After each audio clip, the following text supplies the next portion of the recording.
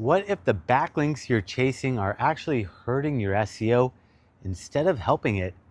In this podcast episode, I'm breaking down the truth about e-commerce link building, what actually moves the needle, the tactics you should stop wasting time on, and the smarter ways to build authority that drives real sales and real rankings.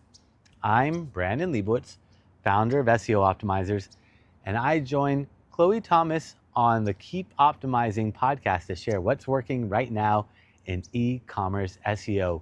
Stay tuned, and if you want more data-driven e-commerce insights, make sure you hit subscribe before we dive in. So guys, thank you very much for joining me. Yeah, my name is Brandon Leibowitz, and I've been involved with digital marketing since 2007, helping out businesses with SEO, social media, doing paid advertisements, but really focus more on search engine optimization, just get you that free traffic. So that's what I've been focused on over the past 15 years. Brandon, your take on the budgeting side of things? Yeah, I would say definitely if you're just starting out, I would put more money into the SEO just initially, because also if you optimize your website and the on page, well, then your cost per click is going to drop for the ads. So if you're trying to save money, you're going to still want to do SEO on your website. Even if you are running ads, you're going to still want to optimize the on page elements to try to reduce that cost per click. But I do recommend remarketing ads. I would run those immediately and keep those on as long as possible, as long as they're converting, but follow people around that have been to your website that didn't perform a specific conversion action. But unfortunately, SEO does take about 6 months on average to take full effect. If it's a brand new website, could take a little bit longer. In the meantime, you probably want to supplement it with some paid ads. But once you start getting those organic rankings, then you could pull some of that money away from the paid ads and keep pushing that organic, which is going to be the better long-term strategy. So you don't have to keep spending money on ads, but it just depends also on the return on your investment, trying to make sure that you're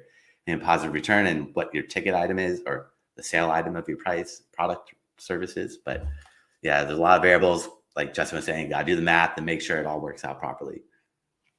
See, I like your answer. I like all your answers, to be honest, because for me, it's not as simple as SEO versus PPC. It's, almost every month, especially in those early stages, you're going, where should the money go? Where should the time go? And looking at the results and amending as you need to. Brandon, Justin, anything you want to add on the Yoast SEO Shopify side of things? Yeah, Yoast is a decent plugin. I mean, there's a ton of plugins or apps on Shopify, and just like Luke was saying, it's all about what you do with it. Just because you install an app or an extension or a plugin on WordPress doesn't do anything. You have to properly utilize it by doing the right keyword research. And then also just take everything with a grain of salt that Yoast tells you. Just because they're saying put keywords in places just to get those green dots doesn't necessarily mean it's true. It's just recommendations. And I've worked on websites where they're all red and they're still ranking for all their keywords. So it doesn't necessarily mean you have to put keywords in the front of the title tag or all these weird places, because it's going to make it not readable for humans. And you want to make it readable for humans. Like Yoast is more optimizing for SEO, just for Google's algorithm, but got to balance out. You can't just throw keywords in there to throw keywords in. Maybe 10, 15 years ago, that was fine. But nowadays, you got to optimize for people as well, which is a big part of it, because if people come to your website and leave immediately, it's a bad user experience. Or if they're reading the verbiage, does it make sense because you're throwing a keyword in there just to throw it in there? It's not going to read properly. So I always tell people, just write for people. Don't write for Google. In the past, you could sprinkle some keywords in there after you write the content, but don't just try to put keywords in there, because that's what Yoast is really going to tell you a lot of. And there's tons of other apps out there that are good, that have been around on Shopify, that will help you out. So I wouldn't say necessarily switch over to Yoast just because Yoast is out there, but maybe if you're starting a new website, you could put that on the list. But there are a lot of great apps out there that take care of SEO really well. But Yoast is, again, another choice that's been around for a while, but there's tons of them out there, like all-in-one SEO for WordPress. Rank Math is another pretty popular one on WordPress. So check those ones out as well. Brandon, I love your mention there of the green dots, because I do love the way that Yoast is kind of like, and many of the other tools gamify SEO. Yeah, if I get all the green dots, it'll all be fine. But it can lead you to get obsessed with the green dots, which is not your objective. Your objective, as you rightly say, is to create a website that both humans and the search engines like. For someone starting off with SEO, for someone who has just installed an SEO app, or they're just going, right, I need to start caring about SEO, are there any free, cheap video tutorials they should go and get started with? And you are welcome to plug your own courses if you have them. Brandon, you're grinning up there, so I'm going to come to you first, if that's okay. Oh yeah, no, that's fine. There's a ton of stuff. I like Ahrefs blog is pretty good, and they write really in-depth content. But I would just say read as much as you can. Search on Google, on YouTube. Facebook groups are pretty good nowadays, but just make sure whatever you read is somewhat recent, because stuff gets outdated pretty quickly online.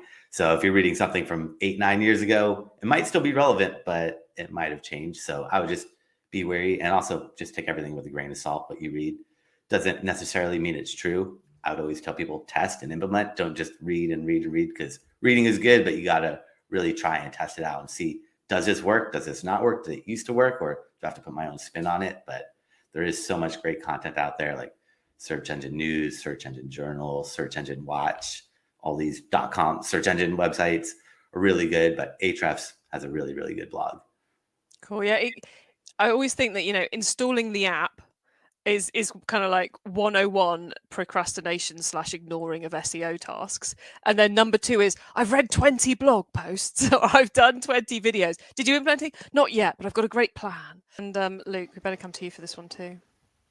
Yeah, so there's one thing, I'll start with something to avoid, actually. So there's been a bit of uproar on Twitter, which is a great resource for SEOs as well, to be honest. Google have put out their own course for SEO, and I think that's the most ridiculous thing you could spend your time on. That is quite a polarizing opinion, but the reason why I say that is Google themselves are terrible at SEO, right? They're just, the irony is unreal, but ignore it. It's the sort of thing where if Justin, Brandon, or myself were hiring, and that was something that was on your CV, I'm immediately thinking this person doesn't know what they're talking about. Just avoid it, right? The analytics courses are great and everything else, but there's just something that's very weird about Google launching their own SEO course. So that's one thing I'd say to avoid. That, as this is the first time you guys are hearing it as well, or should we just let that settle? No, that's good that you can finally change URLs, because URLs structure is very, very important for SEO, and Shopify is good for e-commerce, but I do prefer WordPress with WooCommerce, because you get full control of everything with WordPress, whereas Shopify, it's good for beginners. It's more user-friendly. It's a little bit easier, but you have to pay for it, whereas WordPress, WooCommerce, it's all free. So, and you get full control of that. But that is nice that you're getting a little bit more control on Shopify, just like you were saying earlier with like Squarespace and Wix. 5 years ago, you look at them and be like, all right, there's not much I can do with the on-page because it's just so limiting. But hopefully more and more sites start realizing that SEO is pretty important in 2022, and that they should take some of these recommendations. And otherwise, people are going to switch platforms and go to a different platform, where some of these SEO optimizations or recommendations shouldn't be too hard for them to implement, I would think. Again, not a programmer or a coder, so not too sure how tough it is, but some of them are just kind of basic, like canonical tags.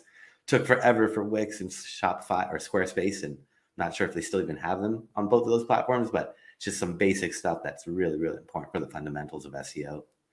I don't know how deep or granular that will be, but that is, again, one of the biggest bugbears of Shopify as a platform was the weird, I won't go into detail here, but there's a weird disparity between the canonical URLs on products versus the actual internal URL, which just causes it makes you grit your teeth. It's not enough to call it bad SEO, but it's just a little bit, it's 2 clicks to the left of what best practice is.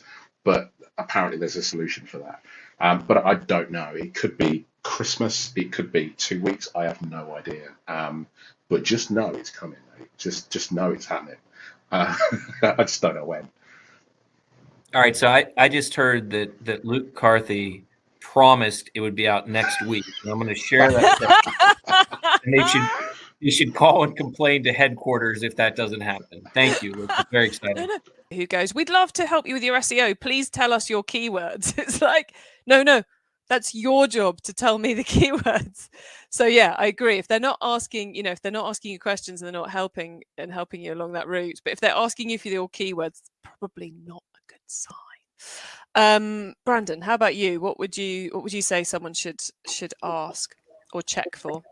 Definitely reviews, but checking out actual rankings. So if they could show you like I've ranked for this keyword or actual like proof that they've done these, because unfortunately reviews and all that stuff could be fake. There's a lot of fake stuff out there online, but for the most part, if you can read through them, you'll see that which ones are real, which ones are fake. But definitely looking at like past history of a portfolio or even their own website.